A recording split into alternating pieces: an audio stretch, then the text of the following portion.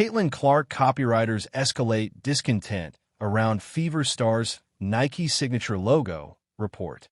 To me, this is more than just a logo. It's a dream come true. People always talk about leaving your mark on the game, and this is another way I can do that.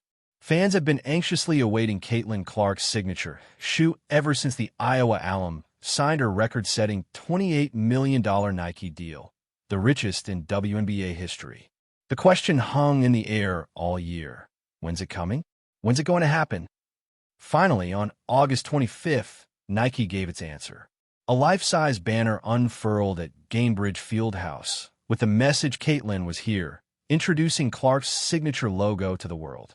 The design was paired with a bold description from Nike's copywriters, who claimed the logo captured the essence of Clark's journey and identity. National analyst and podcaster Zena Keita read the official description aloud for fans. It's two interwoven CS that connect and, in the middle, make a third C. But the interwoven CS reflect Caitlin's magnetic connection with fans around the globe who are drawn to her unwavering confidence, steadfast commitment, and remarkable shooting ability, Keita recited. Tucked between the larger letters is a smaller hidden C that represents how Caitlin's game was built from the inside out, a product of her passion for the sport, relentless drive, and constant pursuit of perfection. But not everyone was sold on the Nike story. On the latest episode of No Off Season, the Athletic Women's Basketball Show, co-host Sabrina Merchant cut through the hype. All due respect to the copywriters, I like this logo so much less hearing all of the description behind it. Like, what does all that mean? Merchant rhetorically quizzed. Everyone calls her like CC on the team. I get it. Like, having the two C's there makes a lot of sense.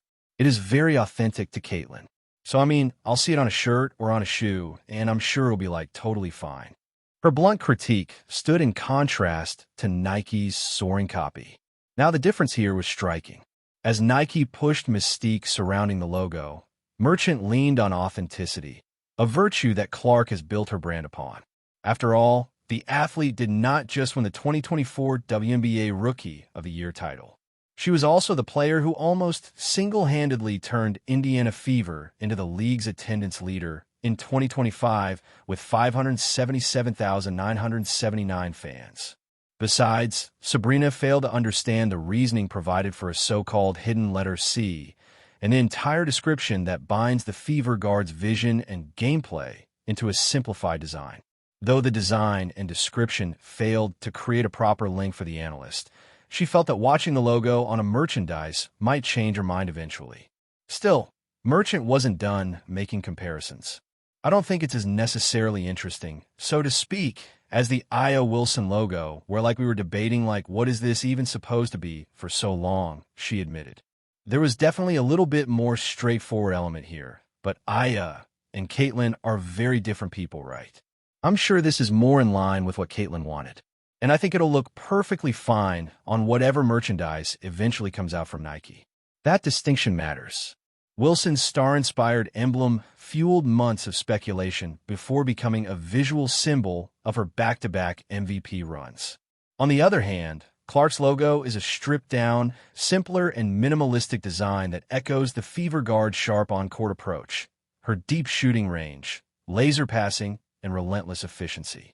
With the comparisons drawn between the design approaches on reigning MVP and Rhodey, co-host Ben Pickman chimed in with his favorite design.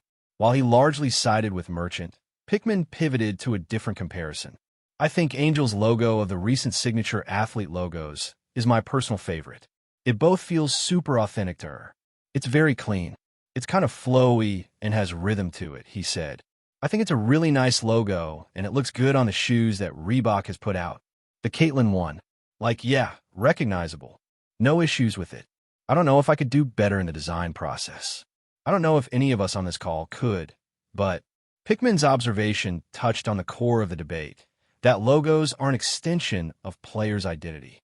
He highlighted how Angel Reese's flowing AR design is stylish, rhythmic, unapologetic, and mirrors the Chicago Sky players' game. Whereas, Clark's logo is cleaner and sharper. The hosts may warm to Clark's logo once it's stitched onto jerseys, sneakers, and billboards, but the logos speak beyond designs, and reflect the greater overall impact. As someone who massively influenced the Fever's attendance record with 577,979 fans in 2025 alone, Clark's mark in the league extends beyond a logo. Caitlin Clark draws praise from Nike president. Despite being sidelined for the majority part of the season, Caitlin Clark has been making noise beyond the hardwood. Nike dropped recent signature logo on social media, making the fans go crazy.